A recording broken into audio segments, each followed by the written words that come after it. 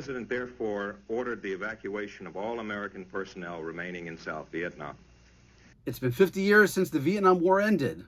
It was a sad day to sit in the Oval Office and see on television the American troops being literally kicked out of an American embassy before it surrendered. I hope no American president goes through that experience again. It was a terrible defeat for the United States and a drastic condemnation of our policy, not our objective. 10 years ago, a young girl left Vietnam with her family, part of the exodus that followed the fall of Saigon.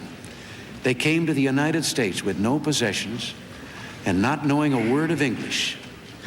10 years ago, the young girl studied hard, learned English, and finished high school in the top of her class. And this May 22nd to be exact, is a big date on her calendar. Just 10 years from the time she left Vietnam, she will graduate from the United States Military Academy at West Point. Today, I am announcing the normalization of diplomatic relationships with Vietnam.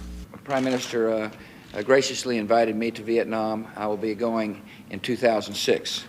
As you heard, I got an invitation to Vietnam. I think this is indicative of the remarkable progress that's taken place in the relationship between our two countries over the last 20 years. We can join together today, Vietnamese and Americans, and acknowledge the pain and the sacrifices on both sides. For this year's Memorial Day, hear how U.S. presidents have changed their language and their policies toward Vietnam in the 50 years since the war ended, in the latest episode of C-SPAN's podcast, The Weekly.